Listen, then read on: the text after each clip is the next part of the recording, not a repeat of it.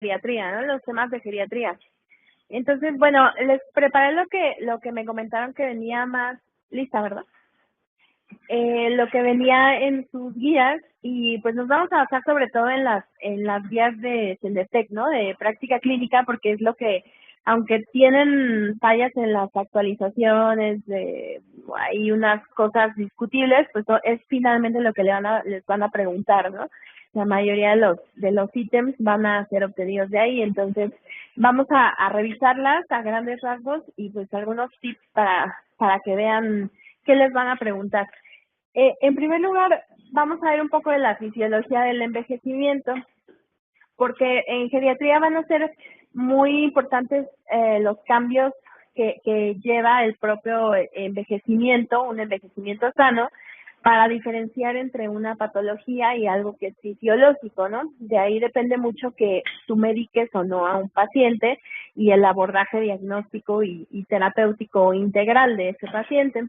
Entonces, ustedes saben que el envejecimiento es un proceso global, ocurre en todo nuestro organismo, no hay sistema, no hay aparato que no sea susceptible de envejecer y que lleva una serie de cambios morfológicos y fisiológicos que cuando nosotros los comprendemos, van a obligarnos a pensar en alternativas terapéuticas y saber, repito, cuándo vamos a tratar algo como una enfermedad y cuándo lo vamos a considerar parte normal del envejecimiento.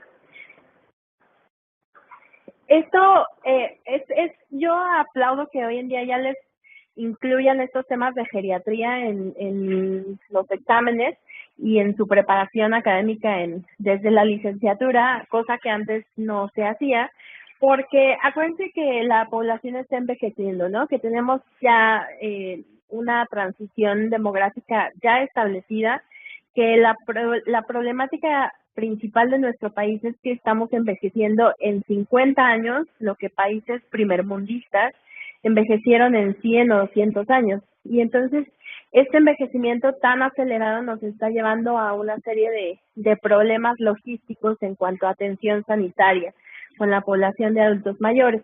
Por eso yo les digo, desafortunadamente hay mucha gerontofobia aún, ¿no? Muchos de ustedes quizá escuchan tratar al viejo y dicen, y guácala, ¿no? Mucho tiempo, nunca contestan, nos tardamos años en investigar una cosa, pero finalmente, nos gusten o no los viejos, la mayoría de la población que ustedes van a tratar, sean de la especialidad que sean, van a ser viejos. Y entonces hay que saber particularidades de esta población. Las expectativas que han calculado organizaciones como la OMS son alarmantes cuando vemos todo el panorama de nuestro país, ¿no? Eh, por ejemplo, se calcula que para el 2020, 70% o 700 millones de personas en países en vías de desarrollo, muy por encima de los 318 millones esperados para las regiones industrializadas, ¿no? Es lo que les decía, los países como nosotros estamos creciendo en población de viejos de forma mucho más acelerada que los otros países industrializados.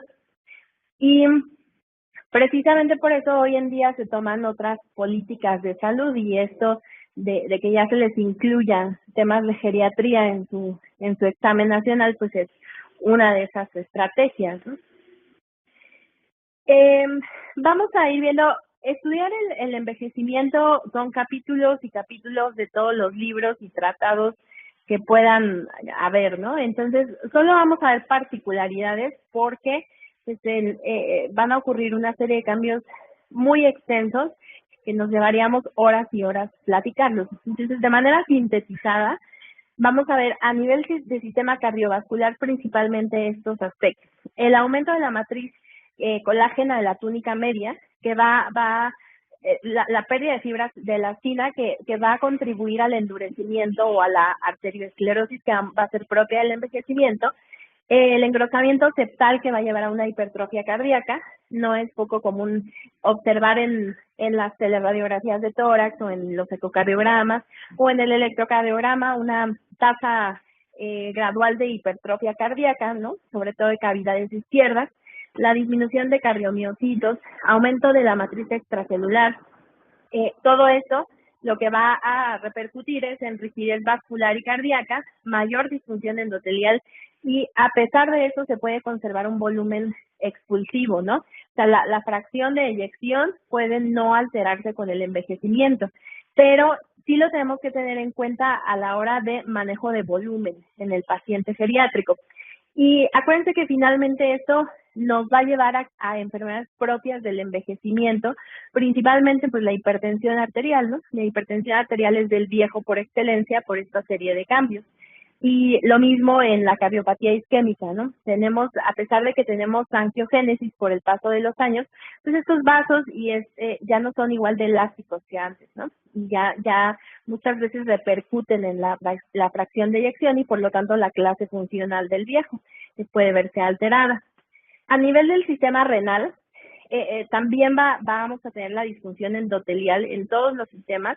La corteza renal se adelgaza, las arterias glomerulares también se esclerosan, la membrana basal glomerular también se engrosa, hay menor capacidad para concentrar orina, se disminuyen los niveles de renina y aldosterona, hay una menor hidroxilación de vitamina D, y entonces esas particularidades nos llevan a replantear la enfermedad renal de un paciente geriátrico, ¿no? El viejo no se define, por ejemplo, a nosotros al momento de calcular tasas de filtración, como cuál se saben ustedes, cuál y que los van a poner a calcular seguramente, filtración glomerular por ahí en alguna preguntilla.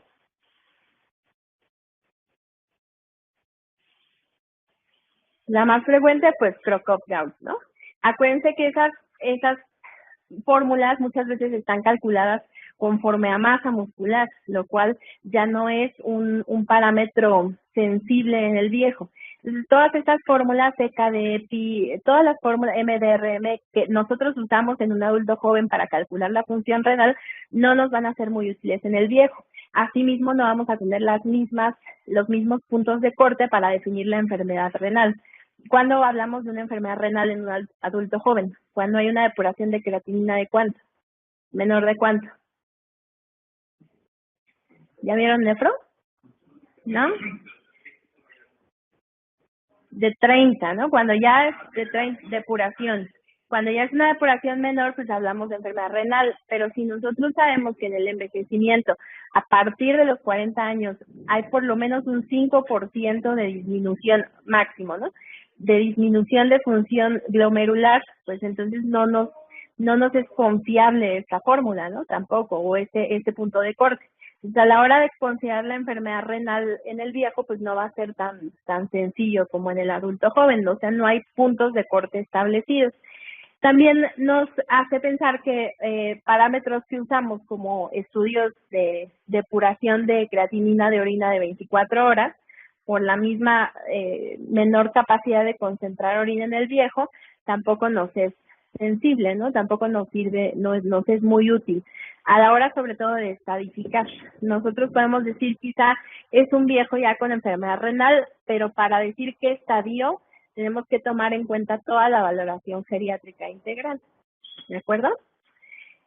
A nivel del sistema nervioso central, pues principalmente vamos a tener la menor masa cerebral, el aumento del líquido cefalorraquídeo, nosotros lo vemos en una tomografía, por ejemplo, ¿no?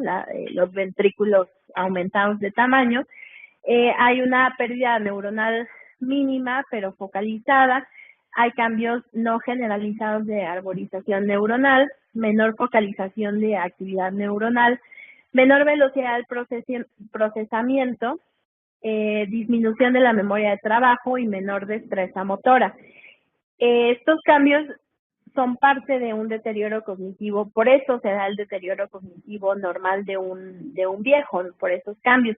Recuerden que esto no implica que no se conserve cierta plasticidad neuronal, ¿no? Las neuronas remanentes pueden tener su función íntegra y pueden seguir haciendo interconexiones nuevas, sobre todo entre más estimulación cerebral tenga ese paciente. Entonces, esto lo vamos a tomar muy en cuenta de forma clínica, que lo vamos a ver después en el tema de depresión, de deterioros cognitivos, etcétera, ¿no? A nivel del sistema muscular, principalmente ahí va a haber una sarcopenia esperada, una pérdida de masa muscular. Recuerden que se sustituye principalmente por masa grasa, ya no hay tanta masa magra, y obviamente esto impacta en la fuerza, ¿no?, del paciente. Y esto va a ser muy importante a la hora de diferenciar si nuestro paciente es un paciente frágil, es un paciente sarcopénico, o es un paciente que está perdiendo una masa muscular a una buena tasa, a una tasa aceptable, porque obviamente el sistema muscular nos va a repercutir en algo básico y elemental en el viejo, que es la funcionalidad. Además de esto, nos van a, por ejemplo, parámetros como el índice de masa corporal que nosotros calculamos, no lo vamos a calcular con la misma fórmula, ¿verdad? En un viejo no nos va a ser útil, precisamente por esa proporción disminuida de masa muscular. Otras repercusiones que tienen estos cambios son medicamentos que se administran por vía muscular, ¿no? Nosotros, por eso en geriatría casi nunca usamos vías intramusculares, porque no va a repercutir en la absorción y en la distribución de ese medicamento. Y otra repercusión que tiene es al momento de uso, que afectan directamente al miocito, ¿no?, que como son las estatinas, que generalmente en nuestra población tienen una alta tasa de intolerancia, precisamente por esta pérdida de masa muscular. Y esto toma mucha importancia cuando hablamos del síndrome de fragilidad. ¿Alguien ha escuchado de fragilidad como síndrome? ¿Saben qué aspectos incluye? Principalmente es la disminución de la fuerza prensil, la disminución de la caminata o de la marcha y la velocidad de la marcha, ¿no? Y esto va en función de pérdida de masa muscular. Esto es muy clásico que lo veamos en un anciano hospitalizado, por ejemplo. Un anciano hospitalizado pierde en promedio 3% de su masa muscular por día de hospitalización. O sea, imagínense si es un paciente que tiene una neumonía, ¿cómo cuánto le calculan de estancia hospitalaria? 10 días, 15 días, y se complica, 3 semanas, una fractura de cadera, imagínense. Entonces, los pacientes salen en franca sarcopenia, ¿no? Salen con una masa magra disminuida, y eso es muy importante a la hora de rehabilitarlos, de volver a pararlos, ¿no?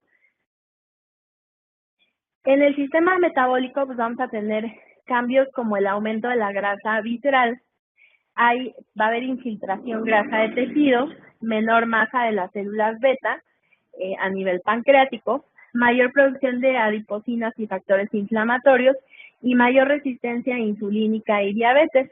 Por eso también, y lo vamos a ver yo creo que el día de mañana, tenemos ciertas particularidades en cuanto incluso diagnóstico y metas de control de enfermedades como la diabetes, ¿no? Nosotros, ustedes han escuchado que la ADA, bueno, ya tiene tiempo, la intolerancia a los carbohidratos, ahora ya se llama prediabetes. ¿Saben cómo se define la prediabetes? ¿Qué dice la ADA?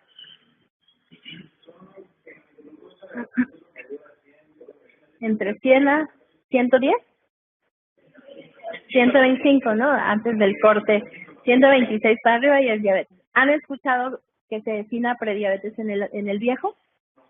No, ¿verdad? Porque no lo sabemos, porque el envejecimiento lleva per se un aumento de intolerancia a los carbohidratos por esa menor producción de insulina. Entonces, no podemos definir a un anciano prediabético. Y lo mismo, para metas de control, no vamos a usar las mismas metas que en un adulto joven. Vamos a tener que individualizarlo, ¿no? Eso lo vamos a ver el día de mañana. Y pues la mayor producción de adipocinas y factores inflamatorios, recuerden que tiene que ver exclusivamente con la disfunción endotelial. Y la disfunción endotelial va a estar presente en la mayoría de las enfermedades cardiovasculares que también son propias del anciano, ¿no? La misma diabetes, la hipertensión, la cardiopatía isquémica, el evento vascular cerebral, otros tipos de trombosis. Por eso estos cambios nos hacen susceptible al anciano de tener esos problemas. Es lo que yo les decía, hoy en día el gran enemigo de todas las especialidades, ¿no? La disfunción endotelial. Hay más procesos inflamatorios, o sea, aumentan interleucinas, aumentan todas las citocinas, y por otro lado disminuyen factores principalmente vasodilatadores que se afecta con el envejecimiento. Óxido nítrico, ¿no? Y entonces se hace un desbalance entre estas situaciones y se empieza a generar la cascada de los COX, hacen radicales libres, etcétera. Y pues es lo que favorece finalmente todas las enfermedades cardiovasculares que tenemos en el viejo, ¿no? Y a la hora que nosotros lo abordamos, hay que tener en cuenta pues que estos cambios propios del envejecimiento nos van a aumentar la mortalidad en estos pacientes. ¿De qué se muere un adulto mayor? De enfermedades cardiovasculares, ¿no? Finalmente de infarto, de evento vascular cerebral, etcétera. Entonces, les decía yo, es muy importante que nosotros tomemos en cuenta qué va a ser normal en el envejecimiento, como ya lo vimos, y qué va a ser anormal, porque ahí es cuando nosotros vamos a empezar a integrar nuestros grandes síndromes geriátricos, que los vamos a ir viendo poco a poco. En general, los síndromes geriátricos mayores se han definido de esa manera: síndrome de caídas, la incontinencia urinaria, la demencia y la inmovilidad. Pero de ahí vienen otros síndromes geriátricos menores, ¿no? Se derivan, por ejemplo, la depresión, la fragilidad, la desnutrición, la deprivación sensorial, etcétera. Entonces, es importante que sepamos lo normal y qué va a ser lo patológico. Bueno, entonces, hay varios informes que nos han alertado de la importancia de conocer al viejo, ¿no? Al adulto mayor. El último que salió, que es el que recopila más información y donde México tiene un papel importante porque se estudió gran parte de nuestra población. México es un parteaguas hoy en día en geriatría, pues precisamente por ese envejecimiento acelerado que ya les comenté. Entonces les interesa mucho a los países desarrollados cómo le está haciendo un país subdesarrollado para enfrentar todos estos cambios, ¿no? Y la verdad es que pues lo estamos haciendo, yo diría que en términos generales lo estamos haciendo mal. La calidad de la atención sanitaria cada vez es peor, ¿no? O sea, si ustedes han estado en una institución, pues ustedes ven qué tiempo se le asigna a un paciente para una consulta. O sea, lo que importa es cantidad, ¿no? No tanto calidad. Y a un viejo, pues desafortunadamente no lo puedes ver como en producción en masa, ¿no? No lo puedes ver uno tras otro, tras otro. Algunos de ustedes han hecho una historia clínica en un viejo. ¿Cuánto se han tardado más o menos? Tan solo en preguntar antecedentes de los familiares, ¿cuánto se tardó?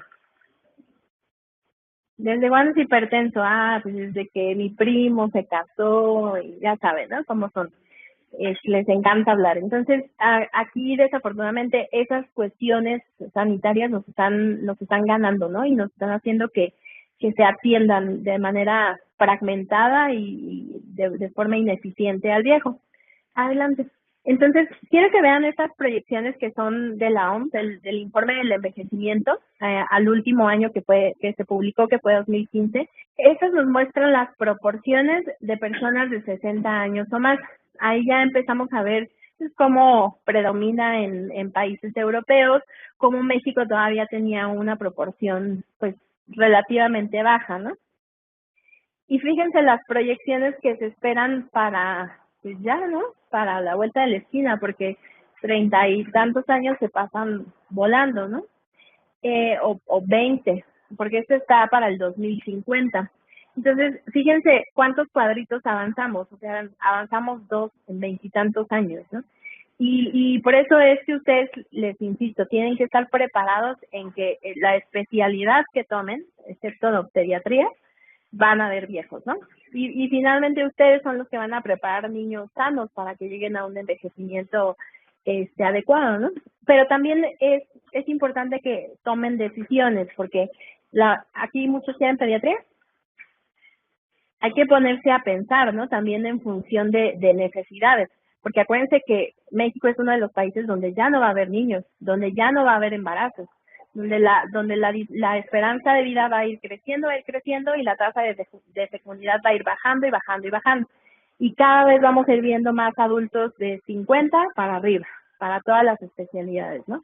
Y por eso es que especialidades como pediatría, como gineco, pues se van a tener que, que amoldar a lo que se vaya ofreciendo, ¿no? Por ejemplo, la gineco, pues sobre todo va para la onco, para todos esos problemas de distopias, etcétera, ¿no? Entonces también tienen que ponerse a pensar en necesidades actuales y en lo que les va a remunerar finalmente. Eh, por ejemplo, aquí no se incluye México, pero es lo que les comentaba yo, ¿no? De un envejecimiento acelerado en muchas regiones, que por ejemplo en países como Francia, Suecia, se ha ido más lento la tasa de envejecimiento. Pero si vemos países como Brasil, como la India, cómo van a ir envejeciendo en un transcurso muy escaso de tiempo, ¿no? La esperanza de vida, pues, es otra de las características que tenemos. Hoy en México, ¿cuánto está la esperanza de vida promedio para hombres y mujeres? No, ya van 80. Entonces, estamos subiendo la esperanza de vida mucho, ¿no?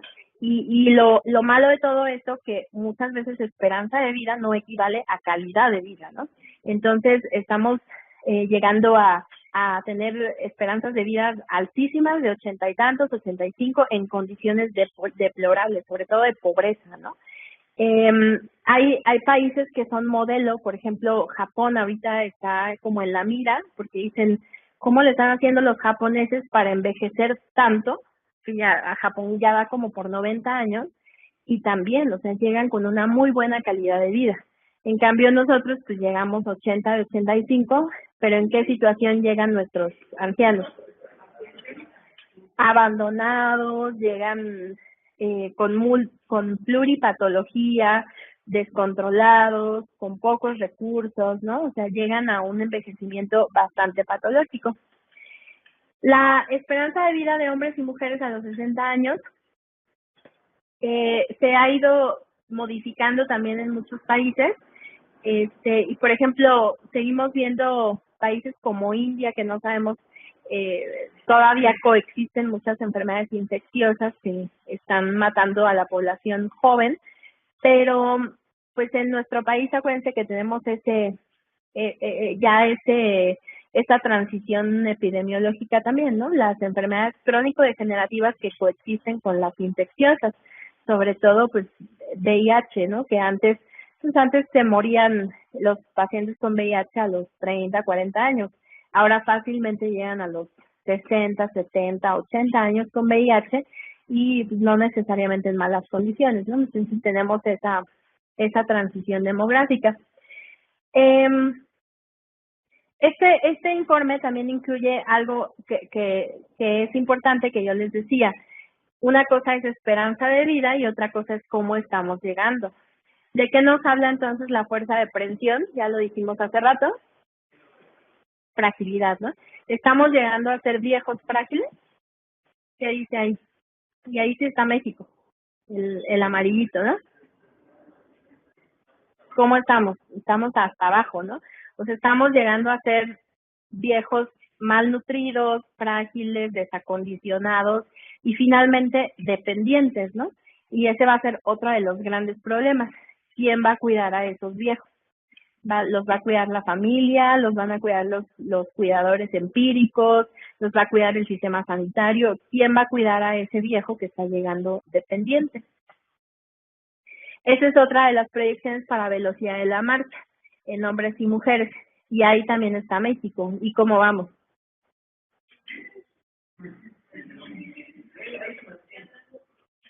Ese es, les digo, es el otro componente de la fragilidad, ¿no?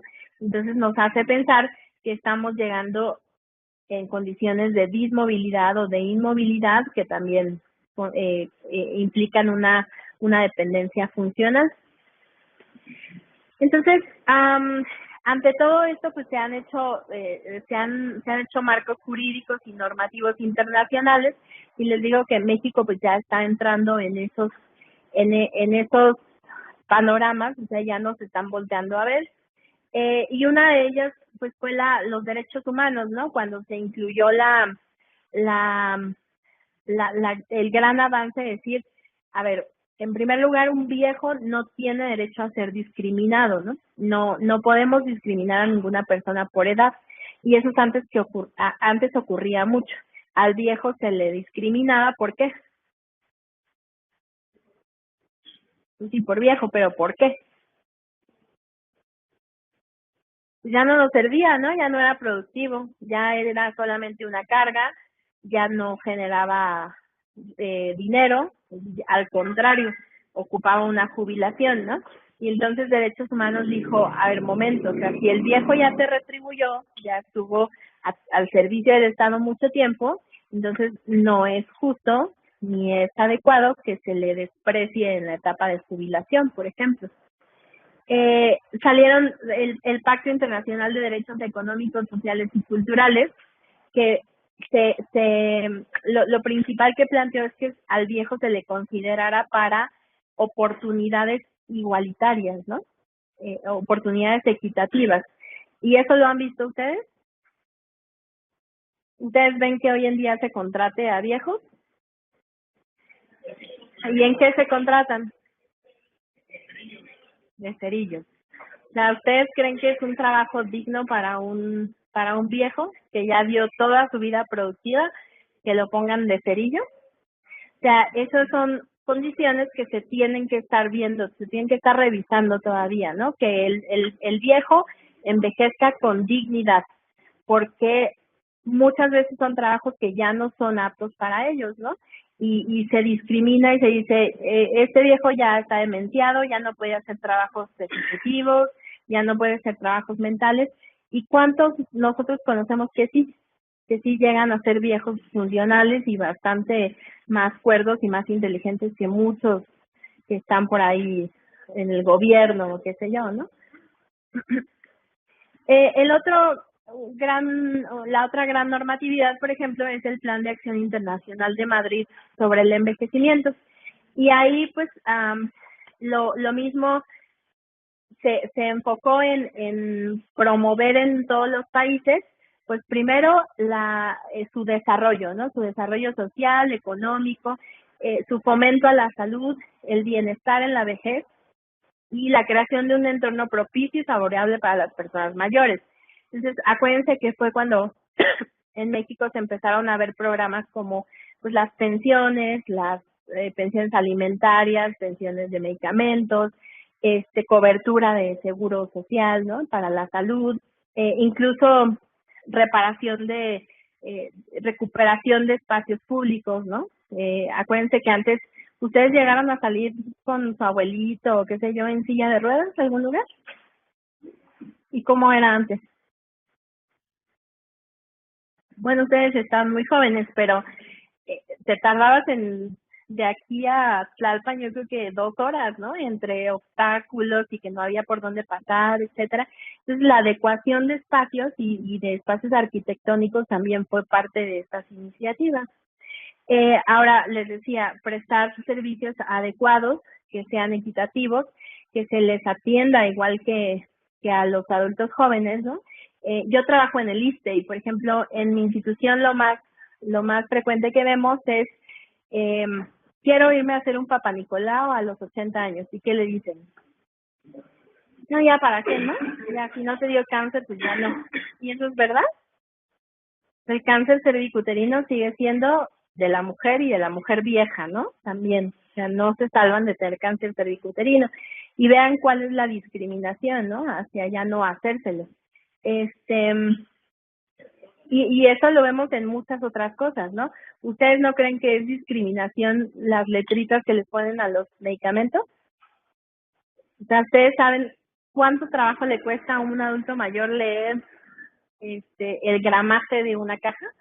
Y si se lo cambian, etcétera. O sea, son cosas que los vemos tan de poca importancia, pero que a la hora de la hora Creo que solo lo entendemos a la hora que o somos viejos o estamos en contacto constante con los viejos, ¿no?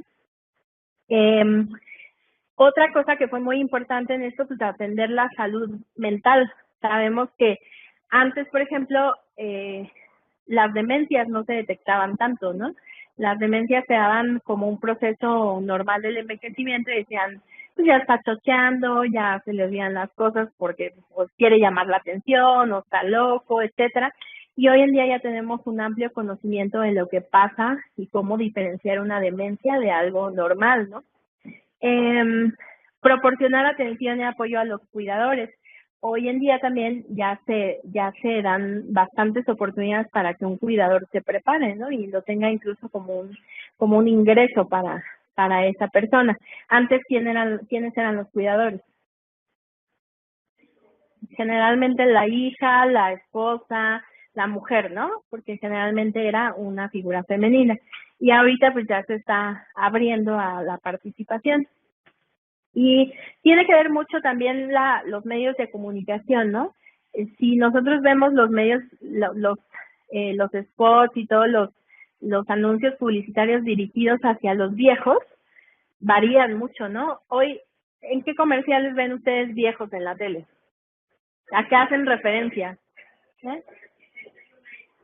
¿A qué? Enfermedad, ¿no?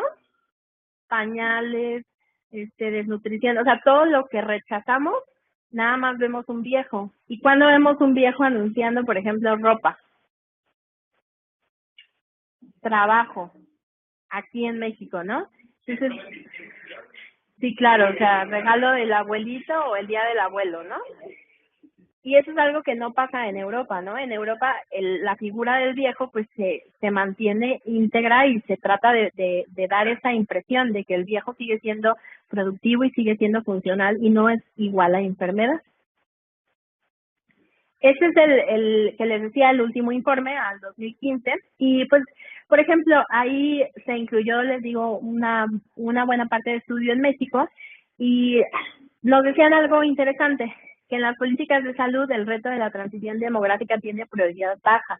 Se nos llamaban la atención, ¿no? Y decían, a ver, México y otros países en vías de desarrollo, ¿qué está pasando con ustedes? ¿Por qué no se están poniendo las pilas? Se registran bajos niveles de formación en geriatría y en gerontología en los profesionales de salud a pesar del creciente número de personas mayores, ¿no? Decían, a ver, México, ¿por qué no estás preparando geriatras si estás envejeciendo tanto? Y la atención y el apoyo a los cuidadores no es un objetivo prioritario de la acción gubernamental. Y decían, aguas, porque ¿quién va a cuidar a esos viejos que estás teniendo ahorita? Entonces, por eso fue muy importante iniciativas como estas, ¿no? Porque les digo, eso obligó a que ustedes, por ejemplo, ya tuvieran este tipo de formación. Hay un estudio que es importante, que es el SAGE, y que también incluyó a México, y nos decía que la cobertura de salud efectiva en los países analizados, incluyendo el nuestro, iba desde el 21% de los pacientes de México al 48% en Sudáfrica. Que Sudáfrica, si no me equivoco, es desarrollado, ¿no? Creo que el único de África, ¿no? Que es desarrollado. Pero vean cómo es una cobertura bastante baja, ¿no? O sea, 21%, y eso yo creo que si lo consideramos a medias, ¿no? Porque, por ejemplo, les digo, en mi institución, tal vez el viejo tiene derecho a la atención sanitaria, pero a la hora de la logística o a la hora efectiva, va a la farmacia y nunca hay medicamentos, ¿no? Y se la pasan 6 meses sin que se le surtan medicamentos. Necesita un cateterismo y pueden pasar meses hasta que llegue con un cardiólogo. Entonces, la cobertura de salud, o sea, efectiva, es bastante deplorable, ¿no? Y también es otra cosa que nosotros tenemos que ponernos a pensar, cómo estamos envejeciendo nosotros mismos, sobre todo ustedes, ¿no? ¿Ustedes se van a confiar a tener un sistema de salud social? Acuérdense que hay que ir haciendo cultura de ahorro, cultura de seguro médico privado, que es para donde va esto, ¿no? Ustedes han tenido familiares quizá que han tenido que usar el IMSS, el ISSSTE, la Secretaría de Salud, ¿sí? ¿Y cómo les ha ido en términos generales? Más o menos, ¿no? Pero no es de excelencia, ¿no? Entonces, pues también hay que tener esa cultura de no estar, acuérdense que los millennials ya no son ya no son mantenidos, ¿no? Ya son proactivos. Entonces tampoco hay que esperarnos a que el gobierno solucione todo, porque sabemos que no lo va a hacer.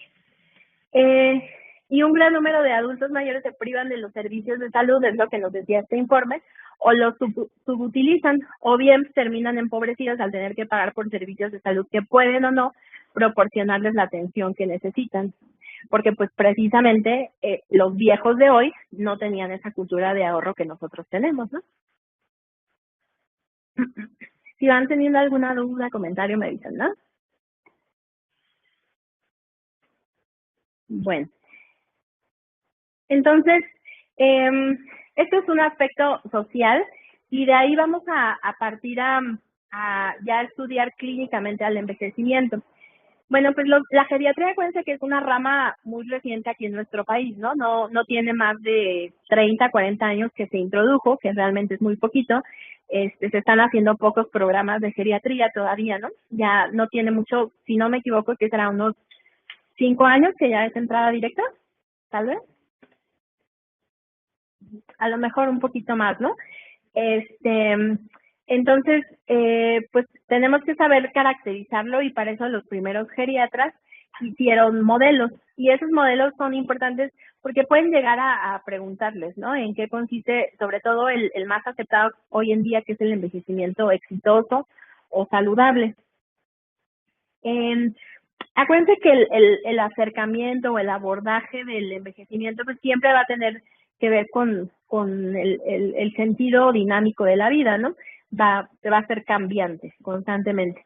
Y pues el hecho también de que la vejez es resultado de etapas anteriores. Nosotros vamos a llegar a ser los viejos que procuramos ser, ¿no? Si no nos cuidamos como todos los médicos, vamos a llegar a ser viejos enfermos, ¿no?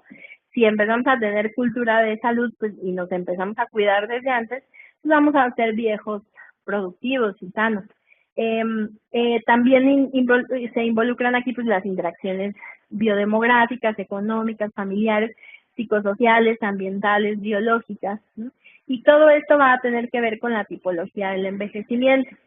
Entonces, para caracterizar a un tipo de envejecimiento, tenemos que tener en cuenta la carga genética, el capital biológico de ese viejo, su familia de origen, el nivel de escolaridad que tiene ese viejo, su alostasis o su resiliencia, ¿no? Su poder de adaptarse a ciertas agresiones del ambiente, hábitos y exposiciones ambientales, la morbilidad a la que está sujeta esa población, y todo eso nos va a dar un tipo de envejecimiento. Entonces, el tipo de envejecimiento lo vamos a definir tanto por el estado de salud que tiene el viejo, como por los factores de riesgo que se identifiquen. Y entonces nos dan 5 modelos los geriatras. El primero es el envejecimiento, el primero que salió, los geriatras nos dijeron, pues es el envejecimiento ideal. Ese es cuando el estado de salud es muy bueno y los factores de riesgo son muy bajos. ¿A cuántos viejos conocen que tienen un envejecimiento ideal? ¿No? ¿Ni un abuelito? Entonces, los puede haber, ¿no? Desafortunadamente no son la mayoría, pero los hay. Su estado de salud es muy bueno. ¿Qué quiere decir? Que no tienen prácticamente ninguna enfermedad. Los factores de riesgo son bajos. ¿Qué quiere decir? Que pues, vivieron casi en una burbuja, ¿no? Por eso es que este es un tipo de envejecimiento un tanto utópico. El individuo aquí pues se considera absolutamente capaz de realizar actividades de la vida diaria, o sea, es funcional, es autosuficiente, no padece enfermedades crónicas, no tiene deterioro cognitivo, percibe su salud como buena, no fuma y no bebe. ¿Quieren replantearme a ver si conocen un viejo así? Perfecto. Eso es muy bueno. Y, pero pues como comentábamos, desafortunadamente no es la mayoría. Entonces luego dijeron, vamos a acercarnos un poquito más a lo que se parece a la realidad. Vamos a ponerle envejecimiento activo. Y aquí es cuando hay un estado de salud muy bueno y los factores de riesgo son medios o altos. Yo en el pasado les cuestionaría un poquito realmente si son viejos ideales, ¿no? ¿Por qué? Porque nosotros tenemos un factor de riesgo importante, nuestro nivel económico de los mexicanos en general. ¿Cómo es? medio bajo, ¿no? Y eso ya es un factor de riesgo. Entonces, es muy difícil que un viejo mexicano llegue a tener ausencia total de factores de riesgo, ¿no?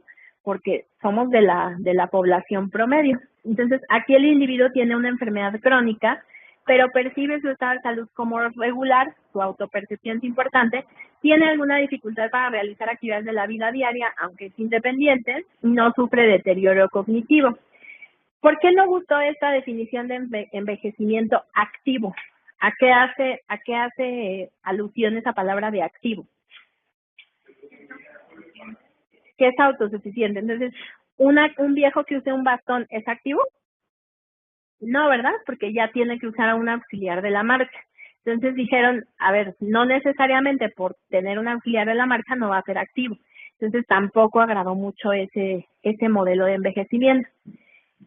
Pero bueno, este es un término que sirvió mucho para políticas, ¿no? Es un término correctamente agradable, como el decir adulto mayor, en lugar de decirle como se debe de decir viejo, pero la OMS pues ahí lo aprovechó y dijo, es un proceso, y fíjense que ya está hablando de todo un proceso, o sea, que involucra políticas sociales, etcétera. El envejecimiento activo es el proceso de optimización de las oportunidades de salud, participación y seguridad con el fin de mejorar la calidad de la vida de las personas a medida que envejecen. O sea que ya lo enfocó más en una definición pues más bien demográfica, ¿no? No tanto biológica. Y dijo la OMS, aquí es muy importante tomarlo en cuenta porque pues hay determinantes de envejecimiento activo y van a ser los determinantes económicos, que es lo que decíamos en nuestra población, el viejo promedio llega empobrecido. Los conductuales, generalmente recuerden que el viejo es rígido por excelencia, ¿no? Ya es muy difícil cambiar su forma de pensar, precisamente por esa reserva cerebral escasa que tienen. Los determinantes personales, ¿no? O sea, por ejemplo, de dónde vienen, dónde vivieron, a qué se dedicaron, los sociales, los relacionados con el sistema sanitario, los relacionados con el entorno físico. Y entonces dijo la OMS, todos esos son los determinantes para que se pueda llevar a cabo un envejecimiento activo. Y entonces tampoco gustó mucho la idea. Luego dijeron, vamos a nombrarle envejecimiento habitual. Y el envejecimiento habitual pues es una definición que se acerca más a la realidad. Cuando el estado de salud es regular y los factores de riesgo son medios o bajos, que puede ser, por ejemplo, les gusta un viejo con artrosis, que va a tener principalmente el viejo con artrosis, pues dolor, ¿no? Pero pues es un dolor que se puede controlar, entonces su estado es regular. Sus factores de riesgo pues son medios bajos, a lo mejor fuma, ¿no? Entonces ya tiene un factor de riesgo. Ahí la persona puede tener más de una enfermedad crónica, ¿no? Puede ser un viejo diabético, hipertenso, como la mayoría. Tiene una limitación de las actividades instrumentales con incapacidad funcional. ¿Se acuerdan cómo se dividen las actividades de la vida diaria? ¿Las han estudiado? Bueno, eso va a ser importante y apréndenselo porque eso sí les van a llegar a preguntar. Actividades de la vida diaria se dividen en tres, en las básicas, en las instrumentales y las avanzadas. ¿Cuáles serían las actividades básicas? Ir al baño, comer, bueno, vestirse, ya hicimos comer, ¿qué más? Baño, ¿no? Aseo y, higiene y traslado, ¿no? Movimiento. Entonces esas son actividades con las que un ser humano no puede vivir sin ellas. ¿Cuáles son las actividades instrumentales? Son las que ya requieren mayor capacidad ejecutiva, mayor capacidad. Y entonces pueden ser como cuáles.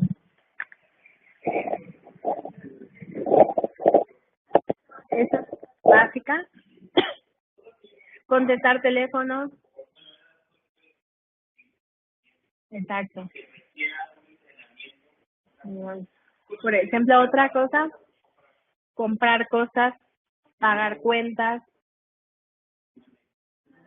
Sí, pues implica eso. ¿Mande?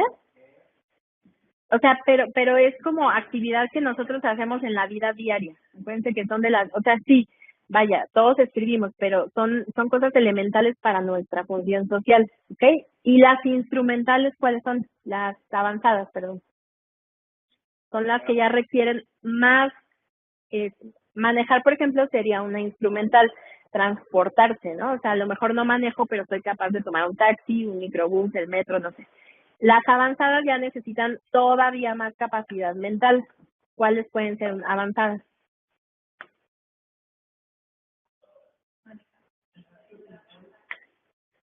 Ya tienen que ver con cosas artísticas, tocar un instrumento, o sea, cosas que ya necesitan más actividad intelectual, escribir, hacer un libro, ¿no? Por ejemplo.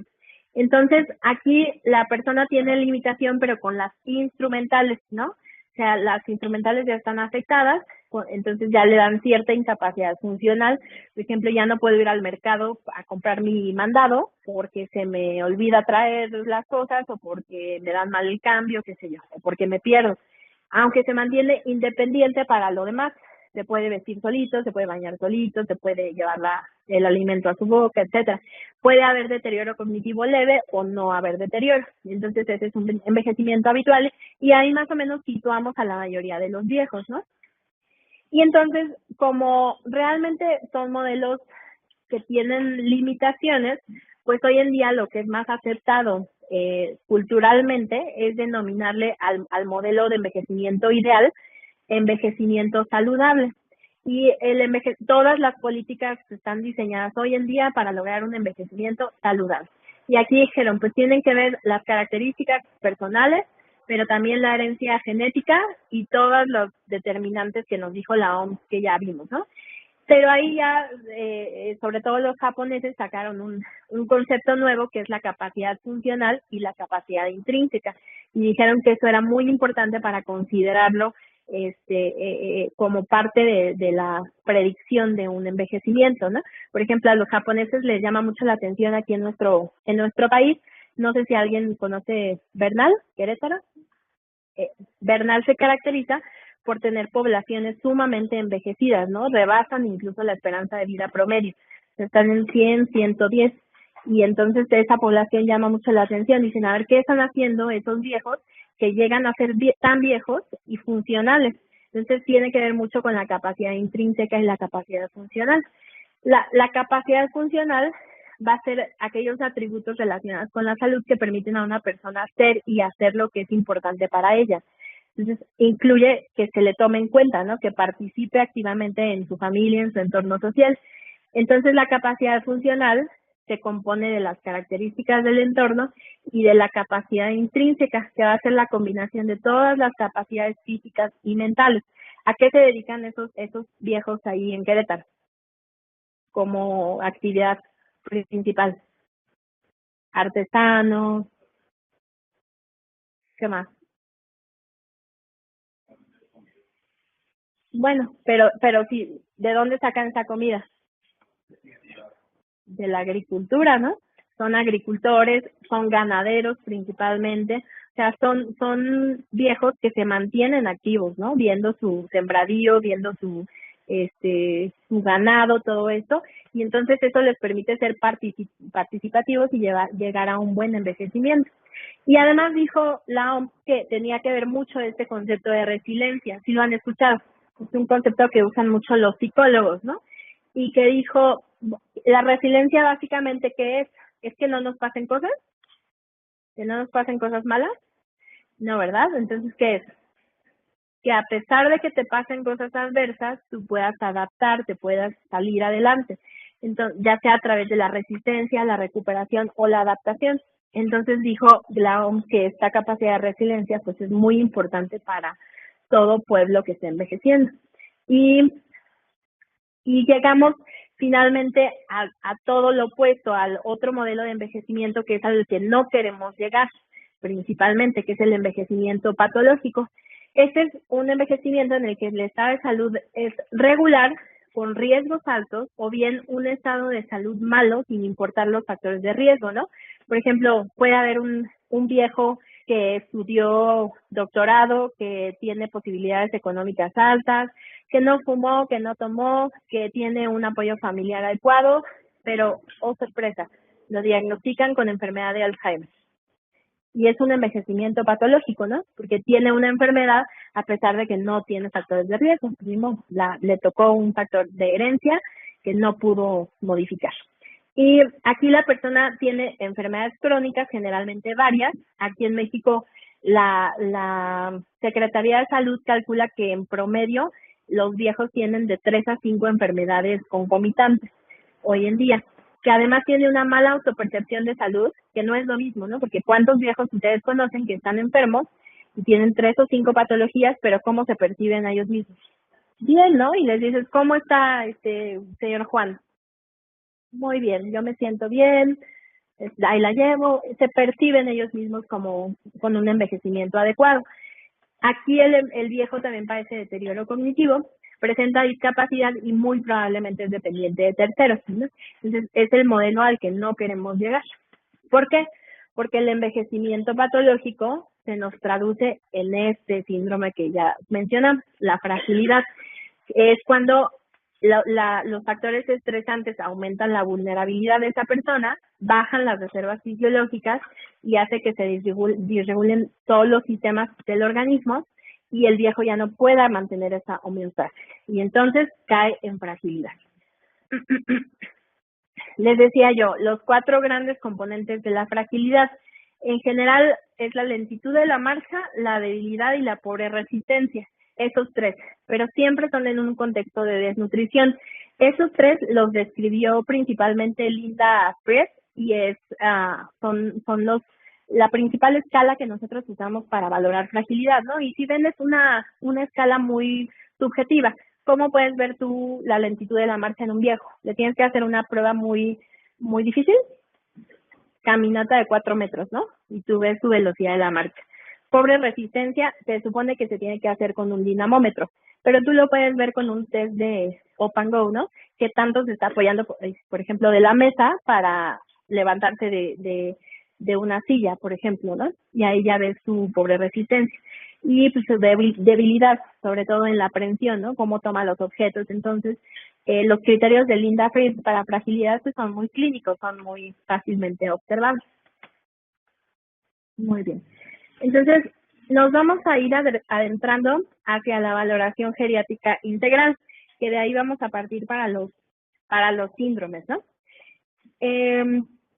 La valoración geriátrica integral es finalmente todo lo que llegamos a hacer los que trabajamos con viejos. Y es un proceso sobre todo multidisciplinario, ¿no? O sea, no nada más lo hace el médico, lo hace el nutriólogo, lo hace el activador físico, el gericultista, la enfermera, todos van a ser parte de la valoración geriátrica. Y se diferencia de la evaluación tradicional en cuanto a la metodología y las metas. O sea, hay preguntas que no se nos pueden escapar en un viejo, ¿no? A un adulto joven, por ejemplo, no le voy a preguntar en su historia clínica, por ejemplo, si me viene a ver por cefalea. Lo menos que le voy a preguntar es si se ha caído en el último año, ¿no? Pero para el viejo, esa es una pregunta elemental. Entonces, tiene muchas particularidades la valoración geriátrica integral. Y sobre todo a la hora de establecer metas, ¿no? ¿Por qué? Porque si diagnosticamos de primera vez de nuevo una hipertensión arterial, pues no la vamos a tratar igual que en un adulto joven. Las metas van a ser distintas, o sea, una valoración geriátrica finalmente lo que pretende es establecer un plan terapéutico. Entonces, sus objetivos son identificar la mayor parte de los problemas que un paciente específico presenta y establecer la relación entre ellos para poder modificarlos y sobre todo de una forma integral, ¿no? Que involucre muchas veces a la red de apoyo. Las principales áreas de evaluación de la valoración geriátrica integral van a ser estas. La salud física, que a veces nos centramos mucho en esa los médicos y que no deberíamos de hacerlo, ¿no? Porque muchas veces en el viejo vemos que lo psicológico es sumamente importante y que es elemental para cambiar o no su pronóstico. El estado mental y el emocional, la funcionalidad, la nutrición, la familia, el apoyo social, el entorno, la autopercepción de salud que les decía yo que es muy importante y las creencias, las culturas y las preferencias de ese viejo. También tendemos mucho a infantilizar al viejo, ¿no? Y a decirle, a ver, abuelito, tú ya estás viejito, ya no te puedes ir solito a tal lado porque te puede pasar algo, etcétera. Entonces lo empezamos a limitar y no lo dejamos tomar decisiones. Y eso es algo que muy frecuente hacemos con nuestros viejos y que no debemos de hacerlo, ¿no? En cuanto a la salud física, pues va a ser importante que interroguemos sobre todo estos aspectos. El delirium, que lo vamos a ver más adelante en el área de evaluación mental, les digo, no se nos puede ir la pregunta de caídas, ¿no? Que nos describan en un viejo ninguna caída es un suceso es un suceso que se deba de demeritar, ¿no? O sea, una caída siempre se tiene que estudiar y eso lo vemos muy frecuentemente, ¿no? Por ejemplo, si han estado en un área de urgencias, ¿cuántos pacientes tienen hospitalizados los ortopedistas por fractura de cadera, fractura de tobillo? ¿Y a ustedes qué les interesaría? Al ortopedista le va a interesar, ¿qué le preguntan? ¿De dónde se cayó, no? ¿De qué altura? Mecanismo de la lesión, radiografía, ¿qué le vamos a hacer? Y a ti como geriatra, ¿qué te va a interesar? O como médico que vas a estar viendo a ese anciano. La circunstancia en que se dio esa caída, ¿no? Porque muchas veces esa caída nos puede estar hablando de otra patología que sea bastante importante. Por ejemplo, puede ser una cardiopatía isquémica, ¿sí, no? O sea, un síncope cardiogénico que ocasionó esa caída. Y nosotros nada más le estamos tratando la fractura de cadera y el viejo ahí infartándose, ¿no? En agudo. Entonces, es importante investigar la circunstancia de la caída, la vamos a ver más adelante. La fatiga es una de las quejas también muy frecuentes que nosotros vemos por lo que llega el anciano con nosotros. La fatiga y la debilidad, que no es lo mismo, ¿verdad? O sea, fatiga se refiere a que ya se canse con lo que habitualmente hace. Debilidad es diferente, ¿no? Debilidad es que haga cosas nuevas y ya no las tolere. La incontinencia urinaria y o fecal, la hipotermia y la hipoglicemia, que muchas veces no las preguntamos y que también son indicadores muy importantes, ¿no? Sobre todo de sarcopenia, o de incluso problemas disreguladoras a nivel del sistema nervioso central, por ejemplo. Insomnio e inversión del ciclo del sueño, que no es lo mismo, ¿verdad? Inversión del ciclo del sueño, ¿a qué se refiere? Exactamente. Y en la noche está despierto, pero no tiene insomnio, ¿verdad? Porque todo el día se la pasa a dormir, lo cual tampoco es algo normal, es patológico. La pérdida de peso, nosotros tenemos que diferenciar si es una pérdida normal o si ya estamos en un contexto de sarcopenia o de prefragilización o de fragilización. El síncope y la lipotimia, el mareo, que es una queja muy frecuente también en el adulto mayor, la inmovilidad, el colapso del cuidador, el dolor y la autopercepción de la salud. Entonces, esos temas vamos a interrogarlos específicamente en la valoración geriátrica integral. Entonces, hay varios instrumentos que nos van a ayudar para esto. Principalmente para el área nutricional, pues ustedes saben que los médicos realmente no tenemos una formación, es muy escasa, ¿no? Lo que se nos enseña en la licenciatura sobre nutrición, pero afortunadamente ya hay instrumentos que nos pueden ir guiando y nosotros podemos acercarnos a los profesionales, a los licenciados de nutrición, y dentro de las principales herramientas que tenemos para la valoración nutricional es el MNA. El MNA es un cuestionario largo, o sea, te incluye incluso niveles de albúmina, ¿no? Que en el viejo nos van a hablar mucho de la hipoproteinemia, nos va a hablar mucho de desnutrición y que te incluye variantes como pérdida de peso, qué cantidades se está comiendo a la semana de proteínas, que sobre todo es lo que pasa en el viejo, ¿no? La alimentación del viejo, ¿cómo es? Hipercalórica e hipoproteica, ¿no? ¿Por qué? Porque ya no pueden masticar, porque ya no les sabe igual la comida y entonces quieren echarle litros de sal, lo cual no necesariamente es malo, ¿no? Acuérdense que el viejo ya, el sistema renina, angiotensina, aldosterona, pues es muy poco sensible al sodio y entonces perfectamente puede comer y hay viejos que no les pasa nada con dietas hipersódicas. Pero pues es lo primero que hacen, ¿no? Empezar a dejar de masticar por problemas de la dentadura, por problemas de deglución, por gerostomía, etcétera. Otra cosa pues son los problemas de absorción que tienen, la intolerancia a ciertos nutrientes, ¿no? Intolerancia a la lactosa, todo esto que nos conlleva a una pobre una pobre absorción de nutrientes. Y entonces el Mini Nutritional Assessment nos da riesgo de desnutrición y eso es muy importante que nosotros lo valoremos para canalizarlo apropiadamente. La otra situación de la valoración geriátrica, pues la de privación sensorial. En adultos mayores, la causa de las principales causas que vamos a tener que abordar y que saber un poquito de ellos, a lo mejor si no nos interesa mucho la oftalmología, pues por lo menos echarle una revisadita a estos temas principales que son la catarata, el glaucoma, la retinopatía diabética y la degeneración macular relacionada al envejecimiento, que van a ser las principales. Y hay que saberlas diferenciar, ¿no? Hay que saber cómo se observa una retinopatía diabética, por ejemplo. ¿Cómo se divide la retinopatía diabética? ¿Y cómo se va a observar la proliferativa? Neovascularización. Pues puede ser, dijeron ahí, ya lo dijeron, exudados, ¿no? Hemorragias en flama, etcétera, ¿no? Y pues la degeneración macular relacionada al envejecimiento tenemos que diferenciarla también clínicamente, ¿no? Acuérdense que son los ancianos que generalmente te refieren que cae una capa como de telón de teatro, ¿no? Así te lo dicen, que hay que diferenciarlo principalmente del desprendimiento de retina, pero necesitamos diferenciarla clínicamente. Y por otro lado, pues la pérdida auditiva, que también es muy prevalente en el viejo, hasta el 40% dependiendo de la población que se estudie, que se incrementa hasta 80% en mayores de 85 años y que se asocia sobre todo a síntomas depresivos, ¿no? Muchas veces el motivo de la consulta y te llega así el familiar diciendo, pues es que ya no quiere hablar, ¿no? Es que se encierra todo el día, está ahí nada más viendo la tele, no se quiere mover, etcétera. Y cuando tú ya le haces una valoración integral, resulta que el viejo no está deprimido, no tiene deterioro cognitivo. ¿Qué es lo que está pasando? Pues que no oye, ¿no? Que no oye y se empieza a aislar de todas las pláticas familiares. Acuérdense que los sonidos, ¿qué tono le cuesta más trabajo escuchar a un viejo? Los agudos, los de las mujeres, ¿no? Entonces, muchas veces nosotros lo que hacemos primero cuando vemos un viejo que le gritamos, cosa que jamás debemos de hacer, ¿no? Con que hagas tu tono más grave y articules mejor las palabras, le es suficiente a la mayoría de las personas.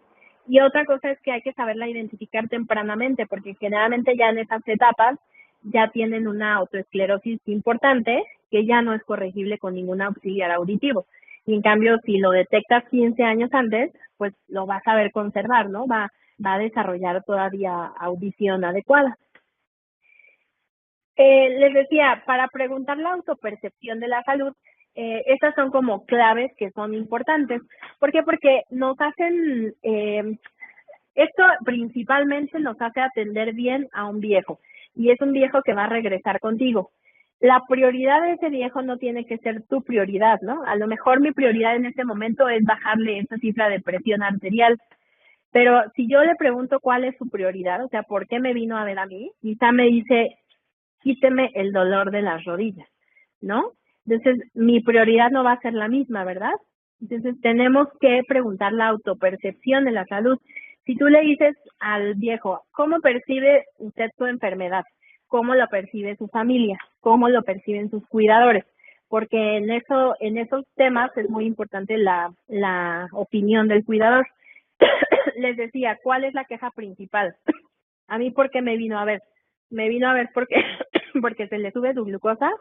No, me vino a ver porque ya no le sabe la comida. Y eso es lo que al viejo le está estresando y lo está deprimiendo, que ya no le sabe la comida.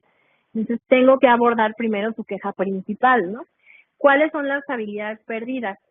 ¿Cuáles son los gozos perdidos? O sea, ¿qué es lo que le gustaba hacer? Porque muchas veces los familiares empiezan, ay, sí, te voy a meter al grupito del BIS y ahí te ponen a hacer que manualidades y a pintar cerámica. Y es una persona que dice, pues yo en mi vida he hecho eso, ¿no? Y jamás me va a gustar eso. Ay, sí, para que platiques. O sea, realmente el viejo se va haciendo tan rígido de personalidad que ya muy difícilmente establece relación afectiva, ¿no? Entre pares. Entonces, a lo mejor es un viejo que siempre ha sido, pues, ¿cómo se dice? Retraído, ¿no? Y tú lo quieres poner a socializar a los 90 años. ¿cuándo va a pasar eso, no? O ponte a hacer crucigramas o sudokus. Es una persona que jamás en la vida le gustó la matemática, ¿no? Entonces, ellos lo interpretan pues, como un castigo y eso jamás va a ser una buena rehabilitación, ¿no? ¿Qué espera el equipo de salud? Eso es muy importante, porque una cosa también es que esperen curación, que ya va a ser imposible en muchas ocasiones, ¿no? Porque ya tenemos un proceso de enfermedad que transcurrió 30, 40 años, y hay viejos que van a ser muy conscientes que ya no van a tener curación, pero van a tener una buena calidad de vida, por lo menos. ¿Cuáles serían sus deseos al momento de morir? Y eso es una principal meta de la geriatría, ¿no? Que tenemos que nosotros interrogar desde las primeras consultas. Principalmente el geriatra, y si aquí va alguno para geriatría, tiene que ir enfrentando su propio miedo a la muerte, porque si no lo enfrenta a uno mismo, no lo va a poder abordar en los demás. El estado mental, pues hay que establecer el diagnóstico de deterioro cognitivo y o una patología afectiva que muchas veces se llegan a confundir o a traslapar. Hay que determinar el diagnóstico etiológico porque muchas veces puede ser un cuadro sugestivo de depresión y lo que realmente está pasando en ese viejo es un hipotiroidismo, ¿no? Quizá. En el viejo, acuérdense que las manifestaciones atípicas es lo típico. Un viejo, ¿qué manifestaciones tiene de una infección de vías urinarias un viejo? ¿Mm? ¿Qué dijeron? ¿Delirium? ¿Dijeron? Perfecto. Un viejo no te va a dar. ¿Cuál es el cuadro clásico de una infección de vías urinarias? En un adulto joven. Síntomas irritativos, ¿no? Poliacuria, disuria, urgencia, etcétera. ¿Un viejo que te va a dar eso? Un viejo generalmente te va a dar abatimiento funcional, te va a dar delirium, sobre todo hipoactivo, te va a dejar de comer. O sea, un viejo, en el viejo, acuérdense, lo atípico es lo típico. Entonces, por eso es la valoración integral tan importante. Estimar, hacer la caracterización neuropsicológica de los pacientes con síndrome demencial. Hoy en día ya no nada más agarramos y decimos, es una demencia. No, hay que decir, a ver, por las características clínicas, ¿qué tipo de demencia es? ¿Es un Alzheimer? ¿Es una vascular? ¿Es un cuerpo de Lewy? ¿Es una frontotemporal? ¿Por qué? Porque no todas se van a tratar de la misma manera, ¿verdad? Y tampoco le vas a estar haciendo resonancia, tomografía, PET a todas las demencias, ¿no? ¿Por qué? Pues porque ni siquiera el sistema de salud se los postea. Eh, Estimar el pronóstico, o sea, nosotros sabemos que hay factores, y lo vamos a ver más adelante, que van a afectar mucho el pronóstico de ese paciente. ¿Saben cuánto tiene de mortalidad el delirium a un año? Son pacientes que hace un delirium, 30% de mortalidad a un año, ¿no? Por eso el delirium es tan importante de identificarlo y de tratarlo. Y evaluar los cambios de las terapéuticas establecidas. Entonces tenemos que, en geriatría pues se conduce uno mucho por prueba y error. Pero desafortunadamente aquí los cambios se llevan mucho tiempo, ¿no? No los podemos evaluar en cuestión de semanas o un mes, tenemos que darle más tiempo. El otro factor de la valoración geriátrica, la funcionalidad. Entonces ya quedamos que se dividen en tres, ¿verdad? Las actividades de la vida diaria, ¿qué? ¿Cuáles son? Básicas, fundamentales y avanzadas. Y entonces nosotros, a través de escalas, que ahorita las vamos a ver si nuestro paciente es independiente, inicialmente dependiente, parcialmente dependiente o dependiente funcional. En la evaluación familiar y social, pues vamos a evaluar todo lo demás. Por ejemplo, niveles de pobreza, que también hay escalas, ¿no? Hay escalas que se han hecho también en México para evaluarlo y que no son complicadas de hacer, pero se hacen sobre todo para estudios de medicina familiar, para estudios de salud familiar, los trabajadores sociales lo hacen, ¿no? Satisfacción familiar. ¿Alguien ha escuchado alguna escala de satisfacción familiar? El Apgar familiar, para ahí si tienen oportunidad, pues lo que evalúa es la adaptación, el apoyo que recibe de la familia, o sea, lo que percibe esa persona sobre su familia. La estructura familiar que generalmente nos habla de composición de la familia, de su dinámica, ¿no? De cómo se comunican, roles de interacción, problemáticas o crisis, ¿no? Que principalmente se dividen en dos, las normativas y las no normativas, que hay que investigarlas. Una crisis, ¿qué es una crisis? Para empezar, ustedes van a hacer el examen nacional. ¿Eso es una crisis? Eso es algo que los va a sacar de su estado de confort, que va a ser un evento estresante y por lo tanto es una crisis, ¿no? Y los va a llevar a una adaptación. ¿Cuál es la diferencia entre una crisis normativa y una paranormativa? Las crisis normativas pues van a ser las que todos nosotros necesitamos para crecer. Una crisis normativa, por ejemplo, es tener un hijo, ¿no? O sea, es algo normal, algo esperado, no querido, no es lo mismo que querido, pero es algo que es parte del ciclo de vida de una persona. ¿El matrimonio es una crisis? Es una crisis esperada también. Pero ¿cuáles son las crisis no normativas o paranormativas? Lo no esperado, una muerte, por ejemplo, no esperada, ¿no? O sea, que yo salga y me atropellen, por ejemplo, no es lo mismo que tenga yo 80 años y ya esté en etapa terminal y me muera. Eso es una crisis normativa, ¿no? O sea, ya es esperado. Un asalto, por ejemplo, es algo que no es esperado. Entonces, es importante investigar las crisis en todas las familias. Ahí, pues, lo más frecuente que pasa en el viejo, la muerte del cónyuge, ¿no? Que también es una crisis normativa, pero que pues va a ocasionar un cambio y que no se va a procesar tan bien. Acuérdense que veíamos el sistema nervioso central, el lentecimiento, ¿no? De los procesos cognitivos. Entonces, ¿cuánto puede durar un duelo normal? Se, se, se ha establecido que pueden ser hasta 2 años. En un adulto joven generalmente se maneja 1 año. En el adulto, en el viejo, se pueden tomar hasta 2 años. Pero tampoco es una regla, ¿no? Porque muchas veces, por ejemplo, la muerte de un hijo. Si yo, por ejemplo, se me muere mi cónyuge, ¿cómo me llamo? Viudo. Si se me muere mi papá, ¿cómo me llamo? Huérfana. Si se me muere un hijo, o sea, ni nombre tiene, ¿no? O sea, es un evento tan traumático que si te muere un hijo y tu hijo tenía 30 años, ¿a poco tu duelo va a durar 2 años? O sea, puede prolongarse, ¿no? Y no es una ley que va a durar 2 años, sobre todo si fue en una circunstancia de violencia, por ejemplo. Entonces, eso es muy importante investigarlo en la evaluación familiar y social del viejo. Y por otra parte está el aspecto del cuidador. El cuidador, pues sobre todo lo estudiamos para uno de los síndromes geriátricos importantes en geriatría, que es el colapso del cuidador. Y hay un instrumento que lo vamos a ver más adelante que se llama SARIT, que es el principal que usamos nosotros para colapso del cuidador. Normativas y paranormativas o no normativas. La escala de sobrecarga del cuidador de SARIT básicamente son 22 enunciados que se describen cómo se sienten los cuidadores y es una escala tipo Likert, o sea, de las que te dicen 0, 1, 2, o sea, tú le vas estableciendo una calificación. Y acuérdense que lo importante de manejar escalas en geriatría es que las escalas están diseñadas para leer el ítem tal cual. Yo no puedo modificar la escala. Entonces, si el ítem dice, ¿te has sentido triste en el último año? Así la tengo que aplicar. Si yo le cambio una sola palabra, estoy alterando la sensibilidad y la especificidad de ese instrumento que ya fue validado. Entonces, las escalas que son para heteroaplicación se tienen que leer tal cual. No le puedo yo estar en el proceso.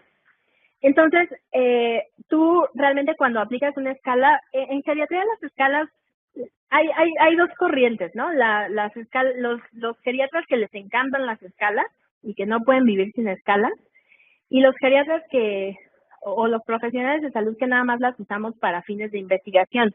¿Por qué? Porque al momento que ya estás acostumbrado a ver a un viejo, pues yo no necesito hacerle una escala de depresión geriátrica para saber si está deprimido o no. Yo con verlo, con que me dé su primera queja, ya puedo saber si está deprimido, ¿no?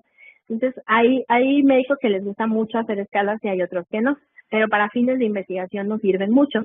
Y les van a estar preguntando, por ejemplo, sobre todo los cortes más importantes que van a ser mini mental, seguro se los preguntan, GDS, o sea, la escala de depresión geriátrica, y seguramente una funcional, CAS, Bartel o alguno de esos cortes les van a estar preguntando, entonces estudienlos.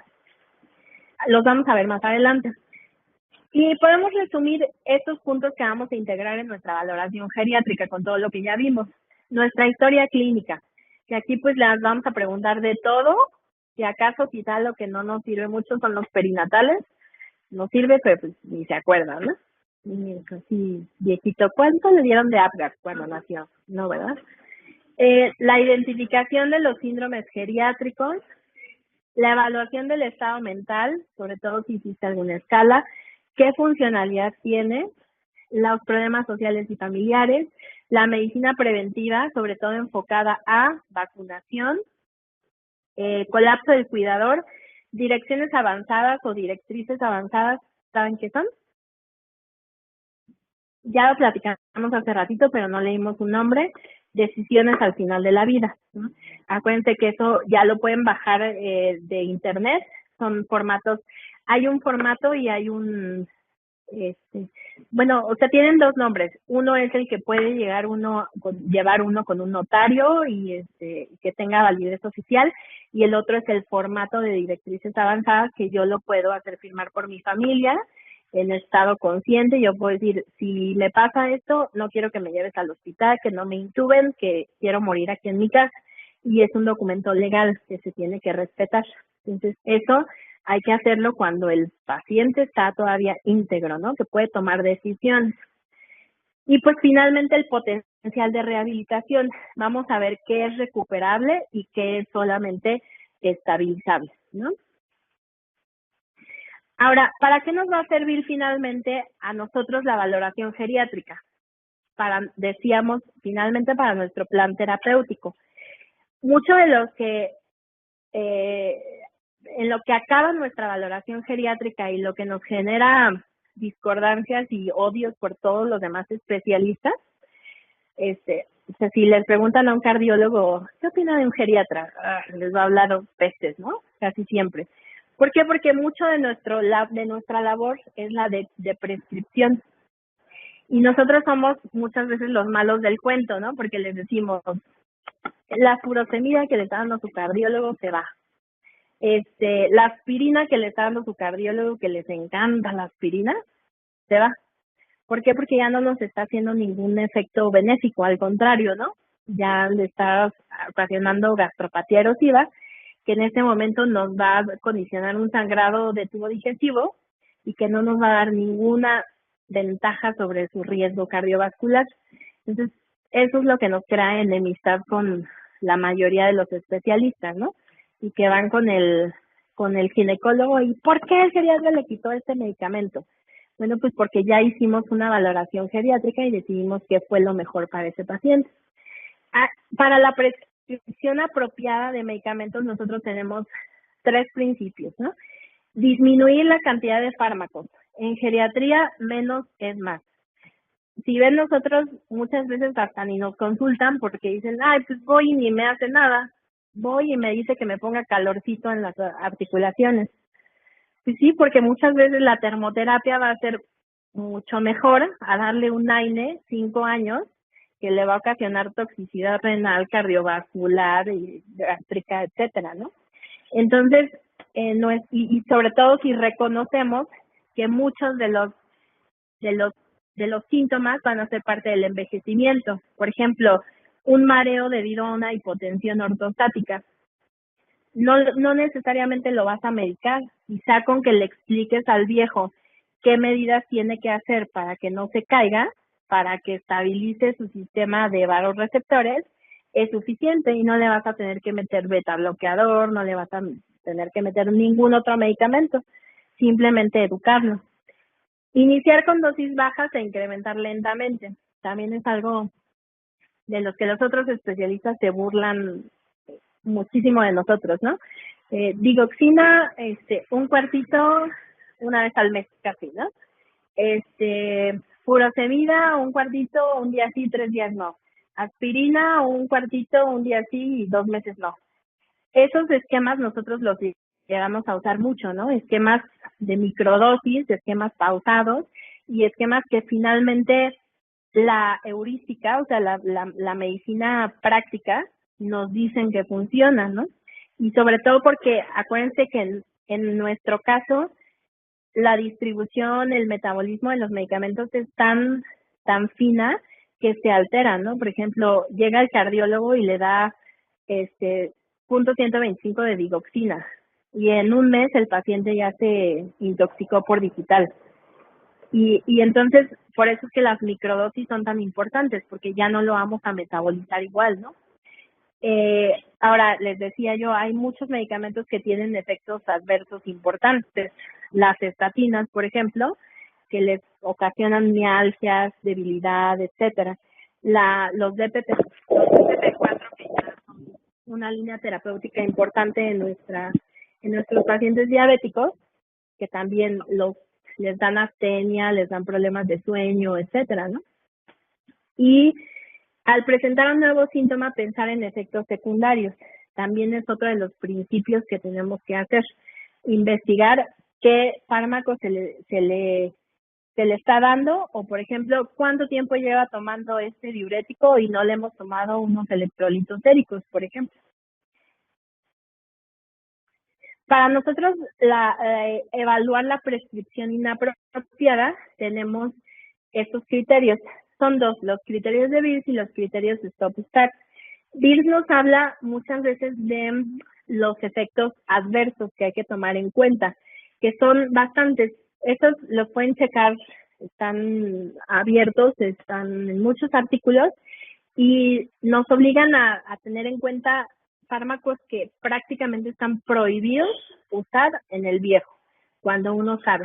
Dentro de los más frecuentes, los tricíclicos, como la amitriptilina, que es bien raro que nosotros los indiquemos por sus efectos anticolinérgicos importantes o parkinsonismo que también nos ocasionan.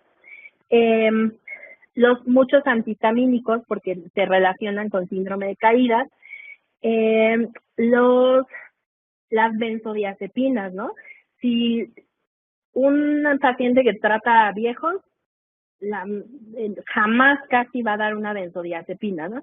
La benzodiazepina es nuestro principal enemigo en geriatría, porque se relacionan con muchos efectos adversos, sobre todo los síndromes de caída, y a largo plazo, pues la demencia. Simetirina y otros agentes anticolinérgicos como la metoclopramida, ¿no? Nosotros también con metoclopramida tenemos muchas precauciones. La digoxina, sobre todo para evitar intoxicaciones. De los inhibidores selectivos, por ejemplo, la fluoxetina tampoco es un medicamento que no usamos. Muchos AINE y sobre todo lo que a los ortopedistas les encanta hacer, ¿no? Meter 3 AINE. Y se va a tomar indometacina, diclofenaco y ibuprofeno al mismo tiempo. Entonces también nos hablan esto de criterios de Beers. No indicar un tratamiento, un medicamento para el mismo fin. Relajantes musculares, básicamente. Y por otro lado están los criterios de Stop-Start, que hacen alusión a sus siglas, por eso Stop es con 2 P's. Los criterios de Stop es para la prescripción inapropiada y esos nos los van a dividir pues más esquemáticamente en sistemas. A nivel del sistema cardiovascular, pues principalmente aguas con los diuréticos por la hipotensión ortostática que nos causan, aguas con los beta bloqueadores, sobre todo en pacientes con EPOC porque nos la exacerban o producen depresión, los beta bloqueadores, y aguas con la aspirina, los otros antiagregantes plaquetarios, ¿no? Clopidogrel, dipyridamol, porque nos producen gastritis erosivas, sangrados importantes. A nivel del sistema nervioso central, pues les digo, los tricíclicos, amitriptilina, casi lo tenemos prohibido porque dan muchos efectos adversos y hay muchas otras opciones que son adecuadas. Inhibidores selectivos de la recaptura, que aunque son muy usados, hay, por ejemplo, fluoxetina, que se relaciona mucho con hiponatremia, los antihistamínicos y los neurolépticos, ¿no? Los que usamos principalmente para Parkinson, etcétera. A nivel gastrointestinal, pues les decía, la loperamida es uno de los que tenemos también prácticamente prohibidos en geriatría por su alto riesgo de oclusión intestinal, la metoclopramida porque nos da mucho parkinsonismo, caídas, etcétera. El omeprazol, ustedes han visto a un viejo, ¿cuál es la principal causa por la que le dan omeprazol? Exacto. Ay, es que ya toma muchos medicamentos, ahí le va su omeprazol. Esa no es una causa para indicar omeprazol. Acuérdense que la mayoría de las veces el viejo tiene gastritis no ácida, ¿no? Entonces, un inhibidor de la secreción ácida no nos da ningún beneficio, porque la mayoría de las veces son gastritis atróficas. Entonces, no es indicación que por darle medicamentos, muchos medicamentos, le vamos a dar omeprazol y se relaciona mucho con anemia, problemas de absorción, ¿no? De vitaminas del complejo B y de demencia a largo plazo. Y pues los espasmolíticos por la oclusión intestinal que presenten.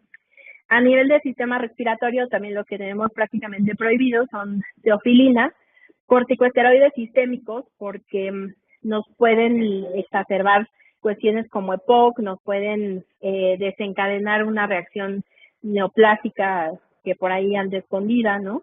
El hipatropio, porque en los problemas de glaucoma de ángulo abierto, pues nos puede exacerbar el problema.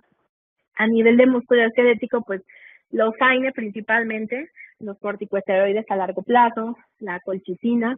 A nivel urogenital, los antimuscarínicos, sobre todo tolterodina, todos esos medicamentos, la que se usa también mucho para la enuresis en los pequeñitos, ¿no? Que también es amitriptilina, los bloqueadores alfa como el prazosin, que los dan mucho a los urólogos. También hay que tener en cuenta la hipotensión ortostática que nos ocasionan. A nivel endocrino, pues nuestros grandes enemigos, principalmente la glibenclamida o los agentes estrogénicos y los beta bloqueadores. Estos son los que más relacionados están con las caídas, las benzodiazepinas, los neurolépticos, los antihistamínicos de primera generación, ¿no? Clorfenamina, difenhidramina. Los vasodilatadores, sobre todo tener en cuenta aquellos pacientes con isosorbide, por ejemplo. Los opiáceos, que acuérdense que muchos jarabes todavía para la tos tienen opiáceos, ¿no? Codeína principalmente, que son muy buena opción para control del dolor, pero hay que saberlos usar, hay que saberlos escalar. Analgésicos, pues los opiáceos potentes, sobre todo cuando no los escalamos bien, ¿no? Hay pacientes, viejos que llegan con el ortopedista y ¡pum! Luego le zumba su buprenorfina y se salta todos los demás escalones que nos dice la OMS para tratar el dolor, ¿no? Y entonces el paciente llega que no se puede ni parar, ¿no? Porque les pegaron todo el parche además. Entonces, acuérdense que es prescripción lenta. Y lo que decíamos hace rato, medicamentos duplicados. O sea, no se vale que le demos dos AINE o, por ejemplo, un IECA y un ARA que van a actuar sobre el mismo sitio finalmente, cosas así que tenemos que evitar. Y los STAR, los criterios de STAR son los que nos dicen que es una prescripción apropiada. Y ahí pues tenemos también divididos por sistema cardiovascular, por sistema respiratorio, por sistema nervioso central, o sea, los que sí podemos prescribir, por sistema gastrointestinal cuando está indicado, los del músculo esquelético, fármacos, suplementos, etcétera, los del sistema endocrino, la metformina sigue siendo nuestra amiga, ¿mande? Los STAR son los que sí, y los STOP son los que no. ¿Alguna duda aquí? Más de 3, ¿no? Esa definición es sumamente incorrecta, porque polifarmacia, nosotros tenemos viejos que pueden estar tomando 10, 15 medicamentos, pero que cada medicamento tiene su indicación. Siempre y cuando todos los medicamentos tengan indicación, no es polifarmacia. Pero para fines prácticos y de pregunta de examen, más de 3 medicamentos ya es polifarmacia. Aunque sepamos que aunque haya solo un medicamento y no esté indicado, ya es polifarmacia. Pero para fines prácticos, eso van a contestar. Bueno,